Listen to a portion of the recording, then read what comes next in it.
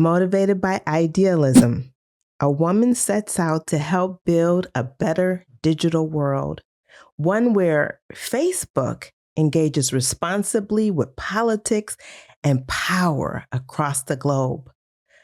But she soon finds herself in the belly of a machine built not on principles, but on influence and control. Ooh! The woman, Sarah Wynn-Williams. The book, Careless People, a cautionary tale of power, greed, and lost idealism. And you're listening to Lit Society. Let's get lit.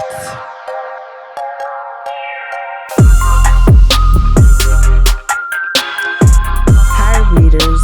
This is Alexis. And this is Kari. Hey.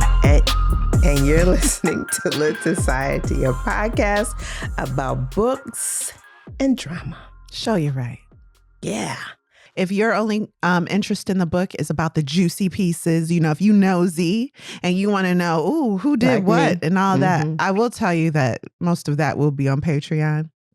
But yeah, this will be fun for everyone. So if you're watching on YouTube, stick around. Also, I want to tell you two quick things. If you are on Team Literati, our Patreon members or not, we have a reading guide. Right, Alexis? Yes. Tell the folks a little bit about our reading guide. So the reading guide is this masterful creation our friend Kari created so that to help you keep notes on the books. It's guided, just a little piece. You can make notes, talk about the characters, talk about author, or character analysis, all those fine things you can include. It has lots of little things, all the things that people like if you like things. Okay. So yeah, that is our reading guide that our Kari created for us. And the guide helps you organize your thoughts as you read a book so you're able to retain plot points and key information and really feel like you read this book. Sometimes it's easy, especially with us, we read a book a week. It's easy to forget. Like, was that in that book? One book, yeah. I'm not going to lie. This is when y'all tried to make me read Colleen Hoover. I'm not going to talk about it. But I started one book of hers, no lie, about 5 times. And I would be like, oh, I should read that. And then I'd start and I'd be like, wait, I've been here before. So if that happens to you and you're like, I keep, forgetting all these books I'm reading. Mm-hmm. Yeah, this can help you. Also, I want to let you guys know that I have a luxury fragrance company called Lightatees, not your ordinary fragrances. And today we're releasing a brand new fragrance. That's right. Contemporary Romance is the name of the fragrance if you're watching on YouTube. It's an all-pink candle. Very cool. The vessel is my favorite tint pink. And then the wax to match. I love this candle. I'm going to light it now as we get into our book. It smells like strawberry cheesecake and limoncello. And it's inspired by love as it is written in literature. Impossible and fun. Usually. So anyway, that's what we'll be burning here. Visit www.lovelightatees to grab yours. Yeah. Okay. You ready to get started? Do I got anything else to sell? No, I think that's it. Sell it all. Yes, we're ready. Let's go. Support us. Careless People by Sarah Wynn-Williams. I should say the complete title is Careless People, a cautionary tale of power, greed, and lost idealism. I read somewhere that this book also talks about murder, and I feel like that may have been on the cover at one point. But I can't find it anywhere, so maybe I dreamt it. But if you have read this book and you have seen the alternative covers, let me know if you've also come across that.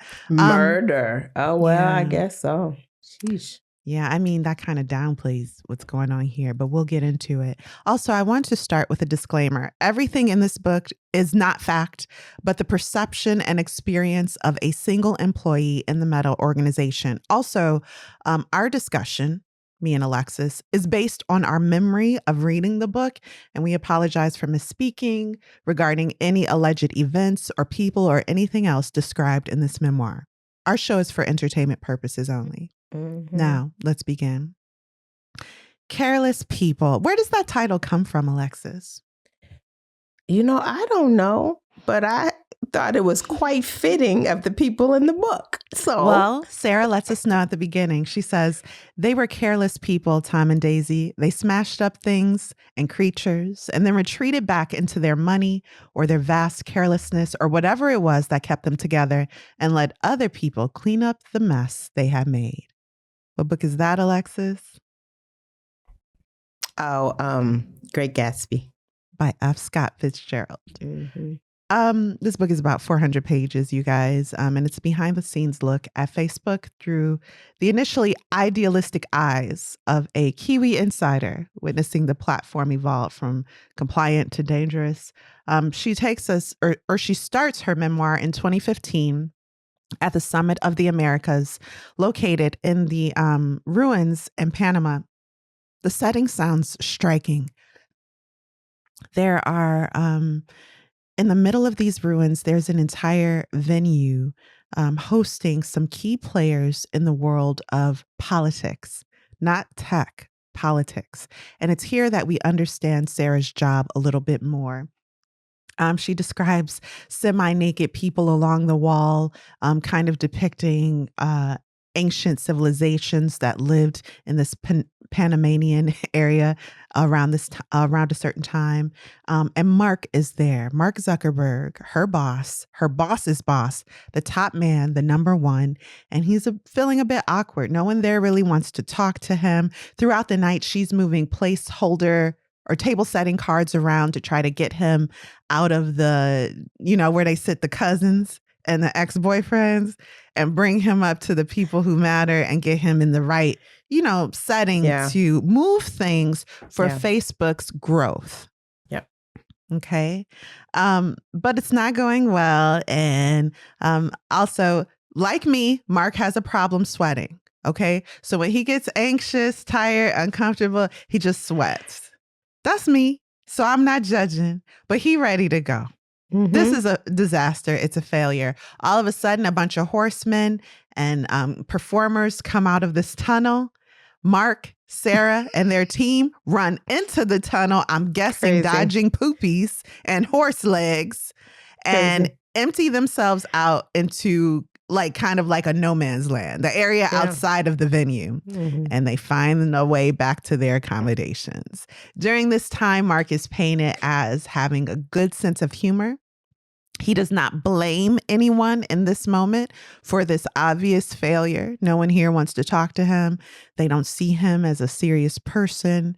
They're just not interested. This is a disaster, but he winks at Sarah and they all make their escape. It's like the opening of a sitcom. It's like The Devil Wears Prada. If Miranda was like, it's okay, Andy, I'm on your team. We're on the same team. We are one team. You'd be like, oh. So we know that didn't happen. And then Sarah takes us back to her childhood. She wants to let us know it's not that interesting, you guys. I almost got unalived by a shark.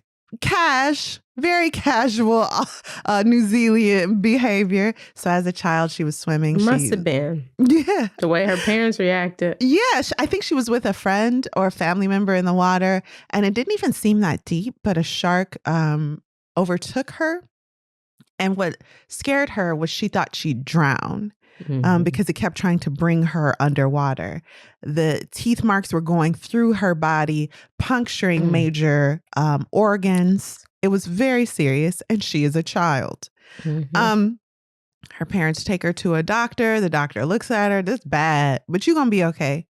He gives her some Kitty Flintstones vitamins. I'm just kidding. And sends her home. Now, this is like an outing for the family, so I think they're staying intense. Yeah. And throughout the night, she's experiencing this unbelievable pain. Do you remember what happens soon after? Yeah. So throughout the night, she's experiencing this mass pain and she's like, oh my God, I'm bleeding. Parents, please, I'm bleeding. They're like, go to bed, girl. Shoot, it's going to be all right. The doctor warned us that you would be in pain and that you might be a little dramatic. Yes, the doctor warned them that their child might be a little dramatic, a little hysterical, as is common for the female kind. But little did they know that child was suffering. She would be rushed back to the doctor where she would be treated a little bit and then airlifted to some hospital for emergency care. Yeah, but it was her parents took it so nonchalantly, in Mm-hmm. this moment being careless people, that her father wasn't even there when it was time to take her to the hospital. He had went on a fishing little trip or something, Yeah, side they had to trip. wait till he came back. Your child got bit by a shark the night before. And he was like, they got some catfish. Because anyway, We're gonna eat tonight. it got so bad that the final surgeon starts cutting into her extremities to try to get her to bleed and come to. They were trying to get a line to save her because her arteries were collapsing. Mm-hmm. So, very serious stuff. But this, why do you think she shares this moment when she was attacked by a shark and everything that came after it? Because remember that she couldn't really communicate, and so her mother is saying, "You need to be so grateful the doctor saved you." And she writes on a piece of paper, "I saved myself." Exactly. She said, "I saved myself." It speaks to the kind of person she is. Mm-hmm. I think that's why she shared it. I think it also shows how careless people, even if they love you as much as your parents do, will let you die if you don't do something. If you don't speak up for yourself. Mm-hmm. She said, "I saved myself." She ain't gonna let nobody gaslight her with that thinking. And remember, she's a kid at this time. So then we follow her through graduation, through university, and to the UN, where she is doing all she can to save the world through policy and cooperation amongst governments. It's not working. And then a coworker is like, "You know who has saved more of the earth than us? Nemo. Because people saw Finding Nemo and they was like, we got to clean up the oceans. We got to save the oceans, y'all." And she's like, "Oh, you're right. Once you realize that your mission in life is not doing you're not as effective at it as a cartoon fish, you need to leave." And so she left the UN and she began pitching for a job that did not exist. She saw Facebook as the next player in the global field of communication, and she wanted to be there as policies were being formed that would decide how Facebook operated in other countries. There was only one problem. What would you say that problem was, Alexis? This job besides the fact that the job didn't exist, she didn't know anybody at Facebook. And the other one was I have a thought of my own. And Facebook didn't care about such things. I don't know why you're mincing words here. They didn't see it as a priority. They asked her, "Why do you think geopolitical relations is more important than anything else we have on our plate?" The questions were excellent, by the way. And is this her boss later that wrote Lean In that's interviewing her? I can't remember. Because remember that boss was later be replaced by the guy Joel. Oh, understood. Yeah, you're right.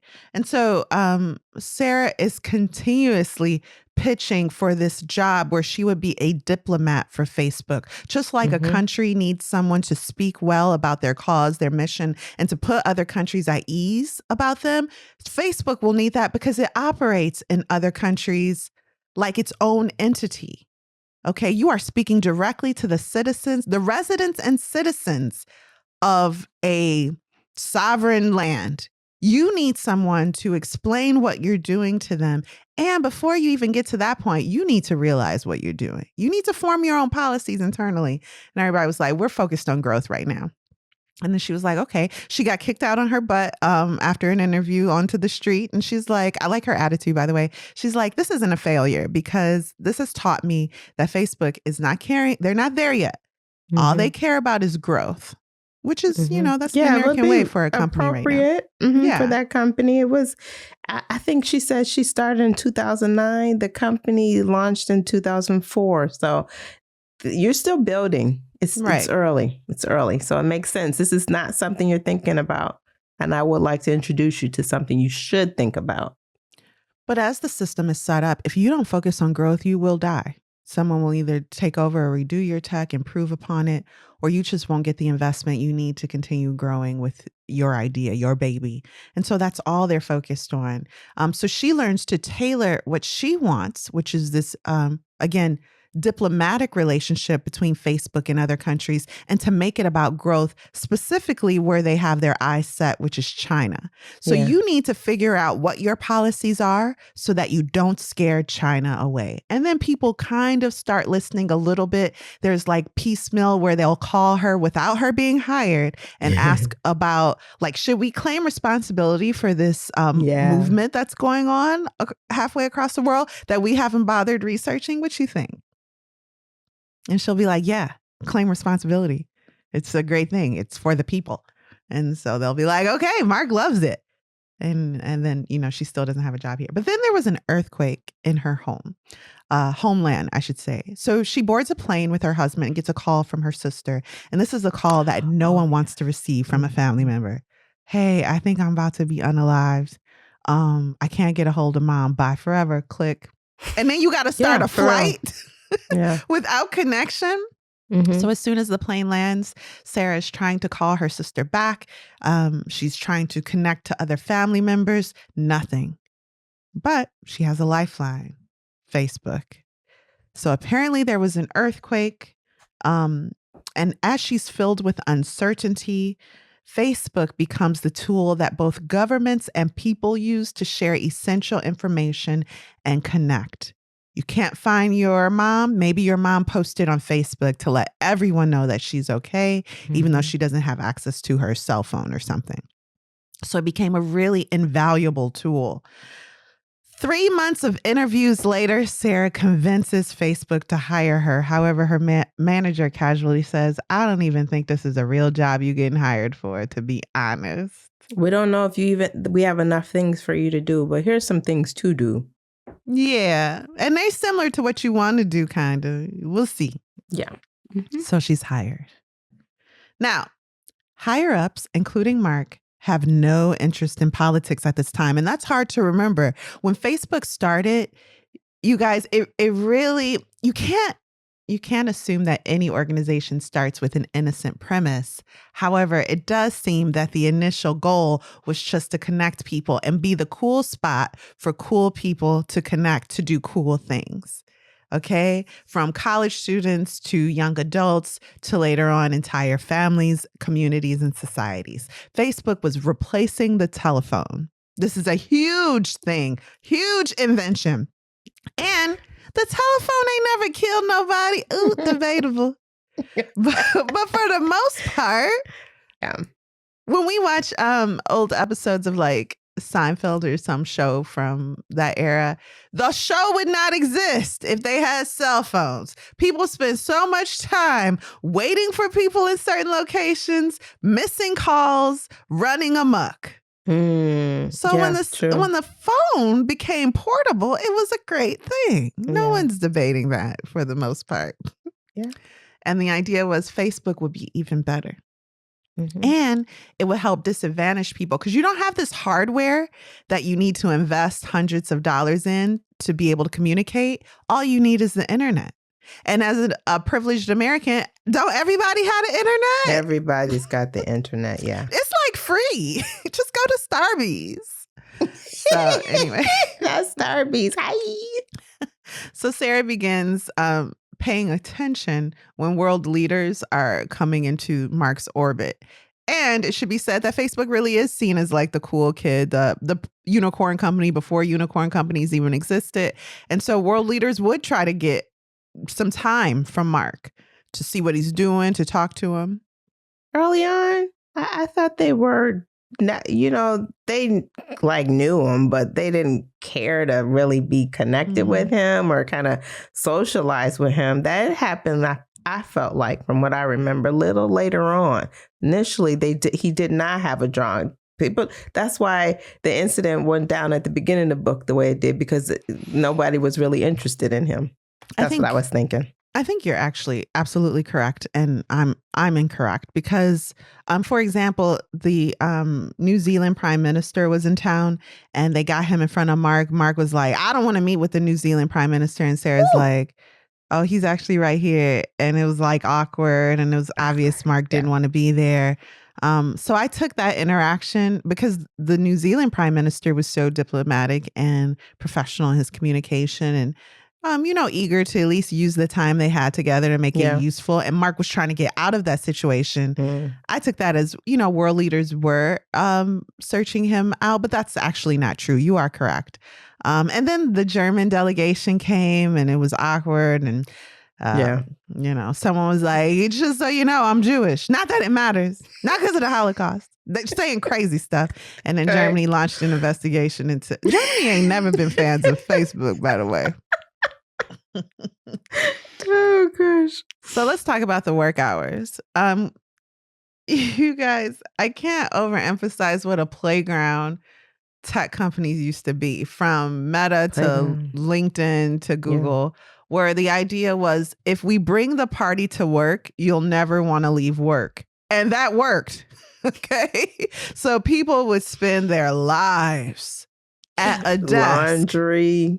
Good done. The size of a coffee table. Mm-hmm. In open space environments, like open concept offices were huge. Even the boss didn't have a wall. I used to work for a company where a boss didn't have a wall. And it was the most annoying thing, especially if your boss be on serious calls and be loud. I told her, in fact, fire them all, burn their children. And you like, oh my goodness, how am I going to get through my day? I don't know that environment, but I certainly know many things to do to keep you entertained in the workplace. So for Sarah, this is like really, she wants to look down on it as wasteful, to bring your dry cleaning to work and then to leave and it's all ready for you, or to have a car pick you up. But she loved the perks. But she also came from government. So when you come, and I've done that before, I've come from government and gone into the public sector, and it's like, oh, so many things. Wow. But because you have someone checking every single dollar in the way you spend it, like you do in government. So you're going to spend a little money to kind of get in the heads of your employees, which is why a lot of companies now are very anti-remote or hybrid work, because they do want to brainwash you a little. They want you to have the idea that we're a family in your head, even though that is not true. Them is not your family. That's not your family. But they want to give you a room to skateboard in, beer on tap, a cafe with your favorite coffee right by your desk, mixers at night. They want you to live here. So, yeah, Alexis, would you agree that this type of atmosphere is common for companies that want you to make your whole life? Right? Absolutely. Yeah, about their mission. So she notices her higher ups, though, are practicing what they preach, and that they want everything from you as their underling, and they are giving everything. So her boss works late hours, early hours, really only isn't working when they're sleeping or at the gym. Anything else you can do at work. They're emailing at all types of times of the day and night. An older woman works there. In my mind, she's like 38. And the older woman tells Sarah, just remember, I see you coming in and coming out, and you spend 99% of your time here. Just remember, this job isn't everything. Okay, honey? And Sarah's like, oh, old lady, you don't get it. And really, she believed that. Yeah, you don't get it. I am actually being part of a moment that will never happen again. And young Sarah is actually right. But is that moment worth sacrificing your human existence? Well, let's continue. Big kids in a little world. Facebook is battling its role and public claim to political and geo events and movements, lurching from one crisis to the next instead of having a game plan. They have no clear stance, no clear company statement when it comes to geopolitical issues. It's time to grow up, but management doesn't necessarily see it that way. And it's hard for Sarah to help the team understand that. Although Facebook was birthed in America, its reach requires it to move, within global political and cultural ideologies fluidly. This team, though, is American-minded, with little interest for how the rest of the world views military, for example, organ donation, for example. For that matter. Sheesh. Her boss is like, we should have a button on your Facebook page that lets people know you want to donate organs. And Sarah's like, You can't just be donating organs, though, all over the world. And her boss is like, you mean if my daughter needed a heart, I couldn't just go to Mexico and put one in my purse? No. And Sarah looks around like, is this hyperbole? Are you serious? It wasn't. And so this ignorance and disinterest in how things are done outside Throughout of the the States world, or yeah. throughout the world or in Throughout the the States, world. because you can't even do that in America. Mhm. But this disinterest. But the idea that you could just buy one, it's very American. So this led to wasted time. And a lot of people right now in Facebook are getting paid based on when they enter the company, not necessarily their position, and they're just rolling in money. So they're very detached.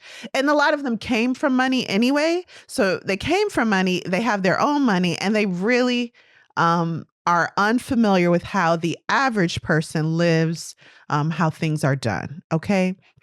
And by the way, that organ donation is really a way for Facebook to harvest health information from you users under the guise of getting a donation for your sick family member or friend or loved one. So they're already thinking in this duplicitous way, as is common for a company. It sounds evil, but that is corporations are inherently evil. Let's move on. This is depressing. And that's what I felt reading this book. So it ain't going to get better. No, Prepare for depression. It's true.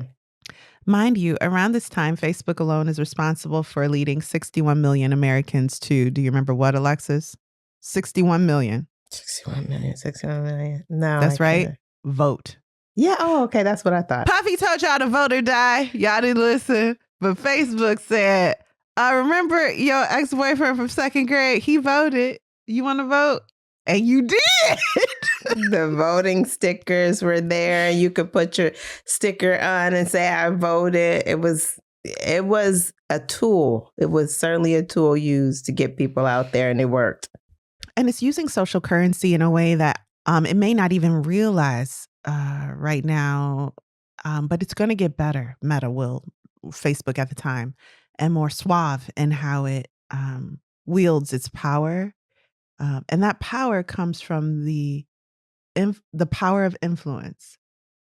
Not influencers, but the power of people we just kind of knew once in our daily lives.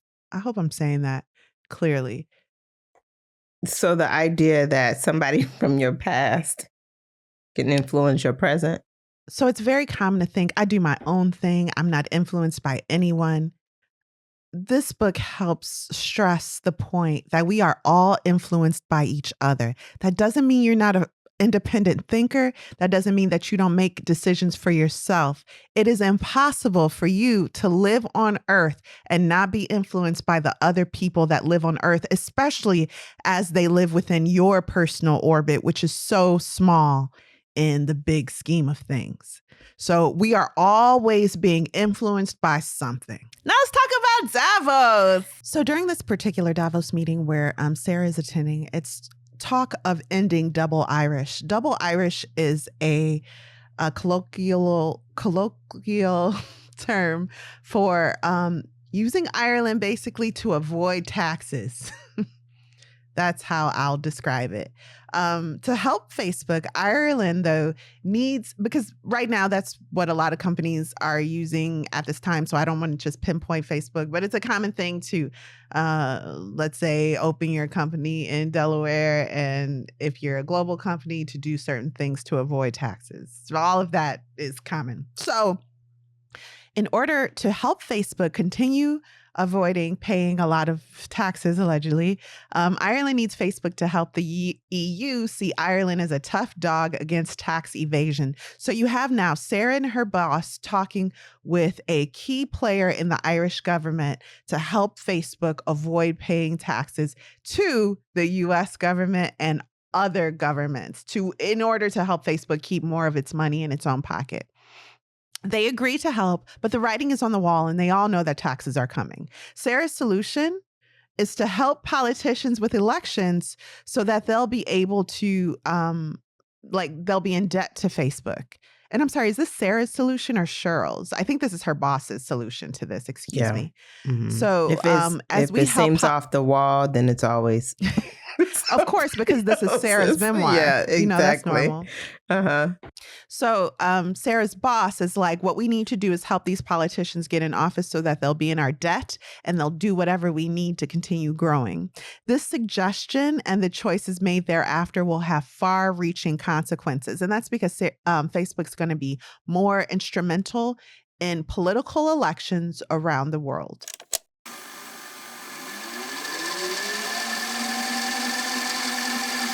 And we're back. Alexis, what did you think about Careless People? And would you recommend this book? Oh, Careless People has so much information in it. I thought it was so interesting. She shared a lot of details, alleged to be true. And it painted, it's her story. So you know how I feel about other people's story. I don't squash on it. I appreciated hearing about it. It really reminded me the type of world that we live in, how people are so truly unprincipled and they only care about what they can get out of it. And that's it. Yeah. So I would recommend it if you want to hear her story about Facebook and her experience about Facebook, then for that purpose alone, I would recommend it because it's a interesting story. And it doesn't matter. It doesn't matter what you do. You cannot avoid. People want to find you. They're going to find you. So they want to find your full name. Do what you can. You know what, Alexis? I would not recommend this book. Okay. And I did not enjoy it. But I see the value in it if you absolutely know nothing about social media. Nothing about social media, the reach it has, the power to turn your feelings and control what you see after that. That's another book, though. I don't think that's this book. If there's a book about Cambridge Analytica that truly gets to the power that social media has in our thinking. And it doesn't have to be about Cambridge Analytica because that's not the only case. But if there really is a book out there that talks about that, I do want to read that. I don't think that this is this book, though. This book is about one employee that worked at Meta and what she found there. She found terrible people who treated her terribly and a policy that was irresponsible and careless and led to allegedly the death of tens of thousands of people. Mm-hmm. Got you. It was informative to me because I didn't know that. And so that is why I recommend this book. And then on that note, I would say that Careless People is the name of a book by Sarah Churchwell. And it says Careless People, Murder, Mayhem, and the Invention of the Great Gatsby. So maybe that's what you're thinking of. Thank you so much. Thank you so much for bringing that full circle. Perhaps I got that confused with this book when I was first researching a book to read this week. But anyway, so yeah, that's my final verdict. I cannot recommend it. I did not find it provided more edification than what I already had just from knowing about the Senate hearings and the cases in Myanmar. And I assumed everything else. I assumed that there was terrible people working inside.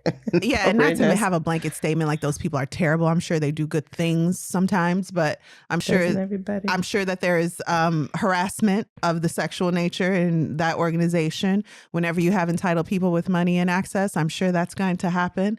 I'm sure it's even worse than what Sarah went through, but I already assumed that. So I didn't feel like, wow, this is really teaching me something. I didn't. Not taught, but that you gained some information, that I gained some information. Anyway, what are we reading next week? Y'all always try to stuff on my verdict. You did your verdict already. I'm doing my verdict. Oh, yeah, it's hard. I feel like I work at Meta. Life be hard sometimes. Thank you for that. And then, you know what? Let me just say, I love the way you retold it. You did your deep dive. You did it very well. It wasn't quite a discussion. I'm not there yet, but I'm trying. And refreshing. So it helped because I wasn't retaining much of it. Anyway, what are we reading next week? We are reading 2 Parts Sugar, 1 Part Murder by Valerie Burns. You ever read a Valerie Burns book? No, I've never heard of this author. All right, me either. So we'll talk about it next week. Thank you for listening to Lit Society. We look forward to meeting up with you next week, Thursday. Lit Society is brought to you by Alexis Honoria and Kari Herrera. Support the cause by leaving a 5-star review for our show on Apple Podcasts, Spotify, and wherever you can leave a 5-star review or a written comment review. Please leave it there. We look at them. We're looking for them.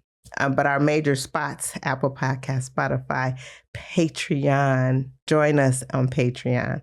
Well, join everybody else. If you've enjoyed what you just heard, tell a friend about Lit Society. Visit litsocietypod.com for show notes, this month's book list, and to sign up for our amazing email newsletter. And until next time, read something.